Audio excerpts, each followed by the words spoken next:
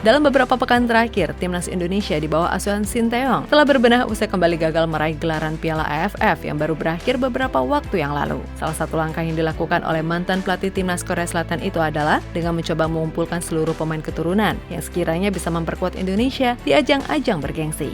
Namun Sinteyong kabarnya hanya membutuhkan pemain di posisi-posisi tertentu saja dan tidak mau membentuk tim dengan full pemain keturunan. Lantas apa alasannya?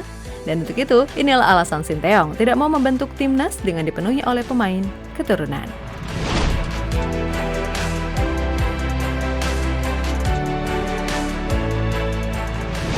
Ya, usai Piala AFF berakhir, Sinteyong langsung bergerak untuk mempersiapkan skuadnya guna menyongsong ajang berikutnya yang bakal dihadapi oleh timnas Indonesia.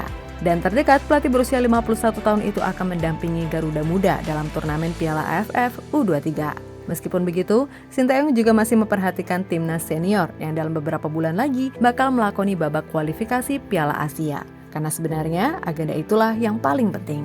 Maka tidak heran jika Sinteyong benar-benar serius dalam menyiapkan pemain demi membawa Indonesia tampil kembali ke Piala Asia usai terakhir bermain pada tahun 2007 lalu.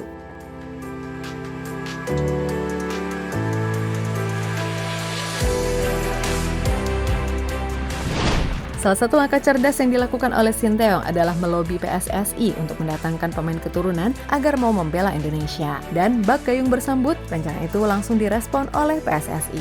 Hasilnya, pemain-pemain seperti Mads Hilgers, Jordi Amat, Sandy Walsh, hingga Ragnar Oratmanguyen bersedia untuk memperkuat timnas Indonesia. Dan kini, berkas-berkas pemain tersebut tengah diproses sebagai syarat untuk menjadi WNI.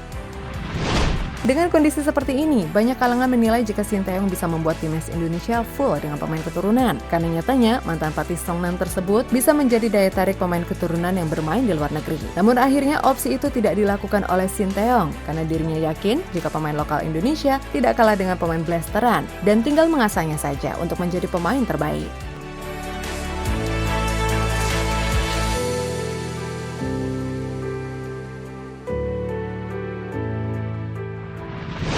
Ya, ungkapan itu diucapkan oleh Sinteyong dalam interviunya dengan salah satu jurnalis bernama Myung Chang-dol, di mana pada interview tersebut, Sinteyong mengaku bisa membentuk timnas menjadi kuat berkat pemain keturunan yang bisa dipilihnya. Tapi hal itu tidak akan dilakukannya karena dirinya yakin dengan kualitas pemain Indonesia. Saya bisa membuat satu tim bagus dengan pemain keturunan. Akan tetapi, saya juga berpikir orang Indonesia pasti berharap bisa meraih prestasi bagus dengan pemain yang ada di Indonesia. Dan saya bakal mencoba untuk melakukannya, kata Sinteyong pada jurnalis Myung Chang-dol. Lebih lanjut, dengan kondisi seperti itu, maka PR yang harus dibenahi oleh PSSI beserta kroni-kroninya adalah membuat kompetisi sepak bola Indonesia menjadi lebih baik. Karena pastinya jika hal itu sudah terwujud, maka bisa membuat pemain lokal menjadi lebih berkualitas. Karena hingga kini, masih banyak dijumpai pemain-pemain Indonesia gagal berkembang di usia-usia emas mereka. Itu terjadi akibat kompetisi sepak bola di sini yang kualitasnya masih jauh dari harapan. Sehingga itu berefek pada timnas Indonesia yang selalu kesulitan untuk berprestasi, meski lingkupnya hanya regional Asia Tenggara saja.